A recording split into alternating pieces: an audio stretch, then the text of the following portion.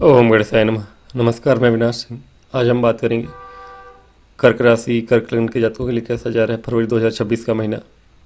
यह महीना कुछ बदलावों के साथ है। शुरुआत तो बहुत अच्छी होगी आपकी। ये महीना है एनर्जी भरा, और शुरुआत में ही कुछ लाभ होने के अचानक से ही आपको प्राप्ति के योग बन जाएंगे। लेकिन महीना का अंत आते आते ये चीज़ें बदलेंगी भी। तो क्या बदलने वाला है? शुरुआत में ही दो ग्रहों का परिवर्तन होगा, जिसमें बुध है और शुक्र शामिल है। बुध आपके 3 फरवरी को आ जाएंगे अष्टम भाव में, राहु के साथ होंगे, और कुछ दिन बाद राहु के ही नक्षत्र में होंगे। पहले मंगल के नक्षत्र में होंगे, फिर राहु के। बुध और शुक्र का यहाँ आना जब तक यहाँ नहीं है तब तक अपने कार्य सप्तम भाव में कर ही रहते हैं, विशेष रूप से शुक्र, क्योंकि शुक्र आपके बहुत ही विशेष भाव के स्वामी है, लाभ भाव के स्वामी है, चतुर्थ भाव के स्वामी है, और सप्तम में बैठे थे, यानी कि ये बड़ा ही अच्छा योग बना रहे थे आपके लिए, राजयोग बना रहे थे, धन योग सुख योग, सारे ही योग बना रहे थे आपके लिए। अष्टम में भी शुक्र का होना बहुत बुरा तो नहीं। हाँ, कुछ चीज़ें हैं जो कि इनके गुणधर्म के अनुसार अष्टम में होते ही हैं, जो कि आपके कहीं न कहीं संबंधों में खराबी आती है लेकर, काम वासनाओं को बढ़ाएंगे। अष्टम में चूँकि राहु के साथ हैं तो ये विशेष बढ़ाते हैं। राहु के साथ शुक्र या बुध जो भी हों,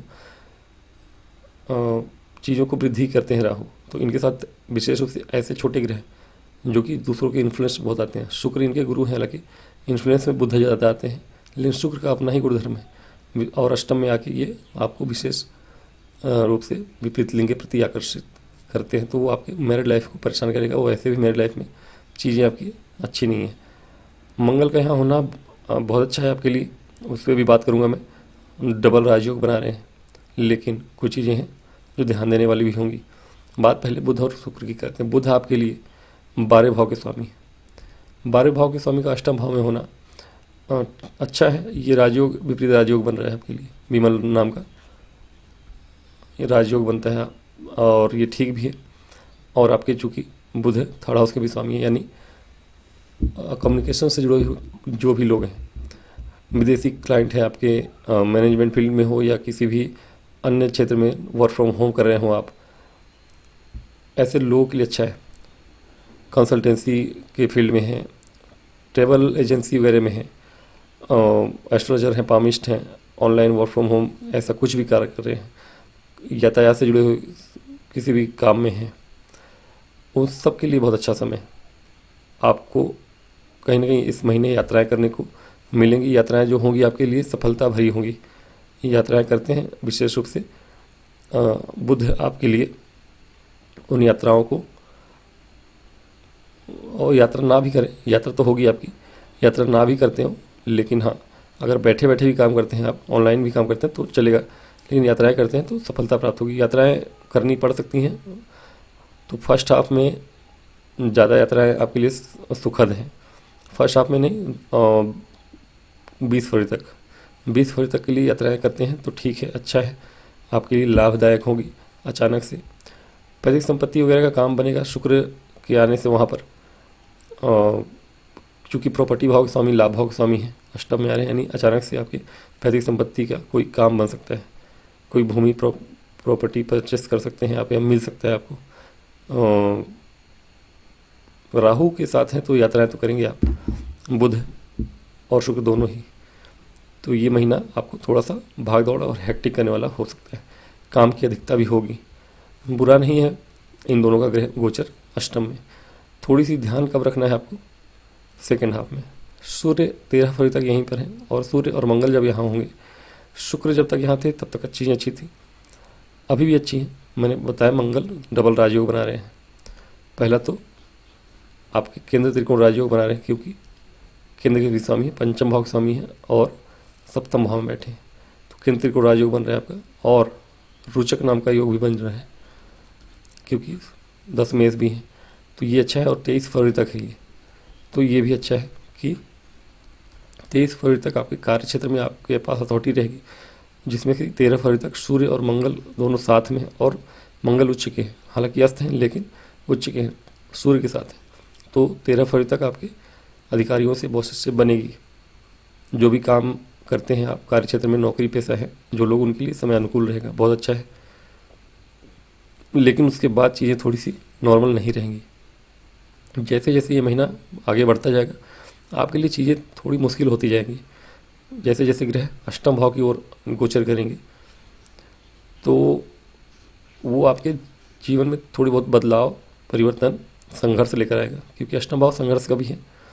अब सूर्य का यहाँ आना अष्टम भाव में ये विशेष रूप से आपको परेशान करेगा, क्योंकि बुध और शुक्र का अष्टम में होना बहुत बुरा नहीं है, लेकिन सूर्य यहाँ राहु के साथ होंगे जो कि ग्रहण दोष में हो जाएंगे, और फिर ग्रहण लग भी जाएगा सूर्य को। तो अष्टम में ग्रहण होना ये बहुत शुभ नहीं, विशेष रूप से आपके परिवार के लिए। परिवार में कोई परेशान हो सकता है आपके जीवन में, कुटुंब में आपके कोई भी फैमिली मेम्बर हैं, उनके जीवन में कोई समस्याएं अचानक से आ सकती हैं। आपके परिवार में कलह क्लेश के योग बन जाएंगे।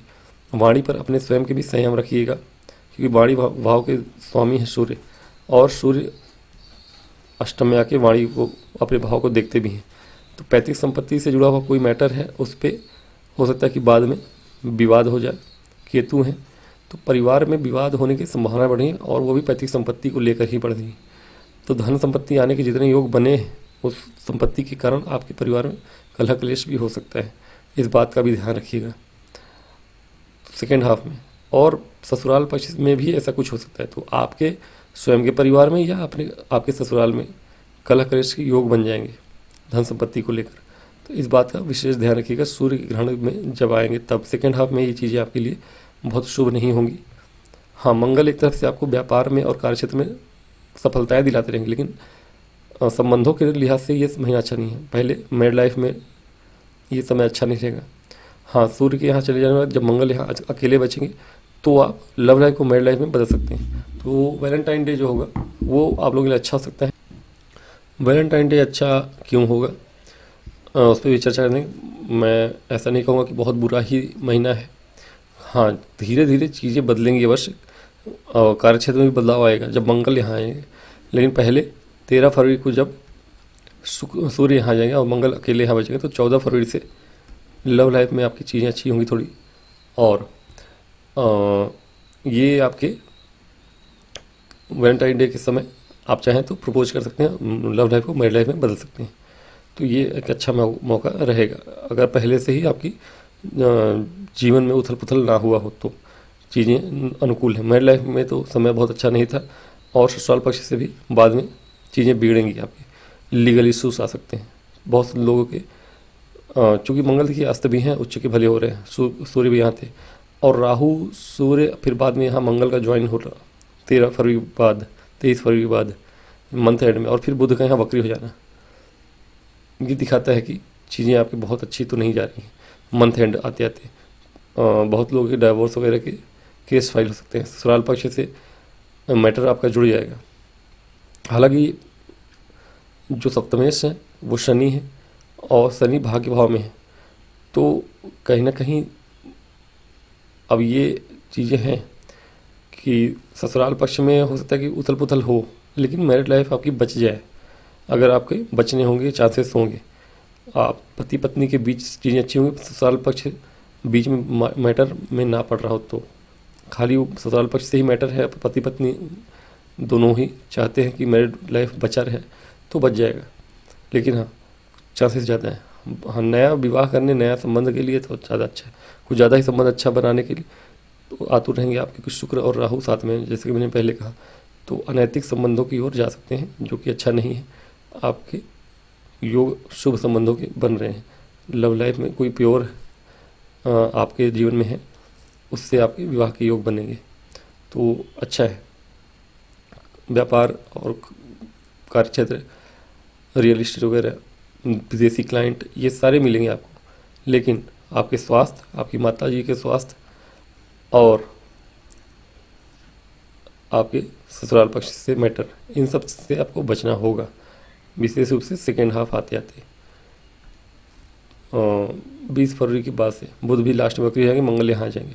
अब अष्टम भाव में इतने सारे ग्रहों का होना, 5 ग्रहों का होना, राहु को काउंट कर दें या फिर ना करें तब भी चंद्रमा भी बीच में गुजरेंगे, तो चंद्रमा जब आएंगे बीच में 2.5 दिनों के लिए एक बार गोचर करेंगे आपके लग्नेश से, तो उस समय होगा मानसिक रूप से बहुत व्यथित होंगे आप।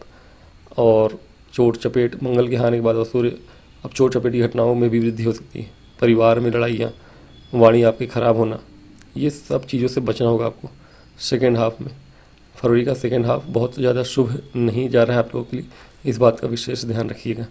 जो जनवरी के सेकेंड हाफ से लेके फरवरी का फर्स्ट हाफ है, ये दिन अच्छे हैं आपके पूरे करियर के लिए, लेकिन हाँ बाकी चीज़ों में संभलना है। स्टूडेंट्स की बात करें तो स्टूडेंट्स के लिए समय अनुकूल है, बाहर जाने के योग बन रहे हैं। जो भी लोग कोचिंग वगैरह करना चाहते हैं, टेक्निकल फील्ड के या इंजीनियरिंग बैकग्राउंड के जितने भी लोग हैं उनके लिए अच्छा समय है। यहाँ तक कि मेडिकल फील्ड से जुड़े हुए लोगों के लिए भी अच्छा समय है, बैंकिंग सेक्टर से जुड़े हैं तो भी अच्छा है। तो स्टूडेंट्स के लिए तो अच्छा समय है, नौकरी पाने के योग बनेंगे आपके, या फिर जॉब इंटरव्यू देते हैं वहाँ से आपको कहीं ना कहीं खुशखबरी मिल सकती है अचानक से। कार्य क्षेत्र में मंगल के यहाँ आने के बाद कार्य क्षेत्र में बदलाव होंगे आपके, नौकरी में कहीं ना कहीं बदलाव, तबादला, ट्रांसफ़र वगैरह कुछ हो सकता है आपका। तो सेकेंड हाफ फरवरी का जो है थोड़ा हेक्टिक होगा, दौड़ भाग भरा रहेगा, शिफ्ट करना पड़ सकता है आपको। अब ये नौकरी बदलने के कारण हो, जॉब छूटने के बाद दूसरी नौकरी पकड़ने के कारण हो, बदलाव आएगा आपके मंथ एंड में।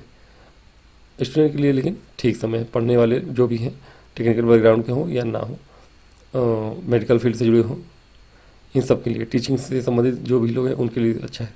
ज़्यादातर ये मेडिकल और टेक्निकल फील्ड के लोगों के लिए ज़्यादा अच्छा समय है, किसी भी तरह से जुड़े हों आप इन सब क्षेत्रों में। तो ध्यान रखना है इस महीने आपको पूरा सेकेंड हाफ में। फर्स्ट हाफ तो फिर ठीक है, माता जी की सेहत का विशेष ध्यान रखिएगा। उपाय मैं अवश्य कहूँगा कि इस महीने करिए आप भोलेनाथ को पूरे महीने हो सके तो, या सेकेंड हाफ में विशेष रूप से 15 जनवरी के बाद से जल चढ़ाते रहिए, और या तो दूध से भी अभिषेक कर सकते हैं आप।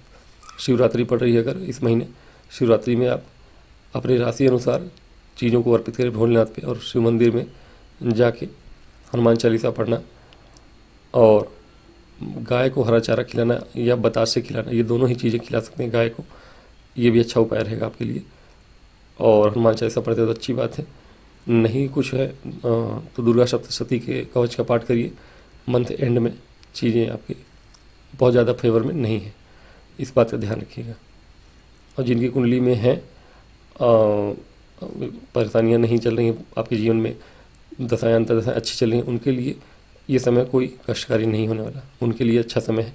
शेयर मार्केट वगैरह से उनको अचानक से लाभ होगा, सेकेंड हाफ में भी शेयर मार्केट से आपको लाभ हो सकता है, प्रतिसंपत्ति का लाभ हो सकता है। लेकिन जिनकी कुंडली थोड़ी भी वीक है, दशाएं अच्छी नहीं चले, उनके जीवन में उथल पुथल हो सकता है, तो ख्याल रखिएगा, उपाय अवश्य करिएगा। तो आज की वीडियो में इतना ही, मुझे आज्ञा दें। कोई समस्या हो, परेशानी को हो तो पूछिए कमेंट करके। तो आज की वीडियो में इतना ही, मिलूंगा अगली वीडियो में। वीडियो पसंद आए तो लाइक और सब्सक्राइब करिए। ओम गणेशाय नमः।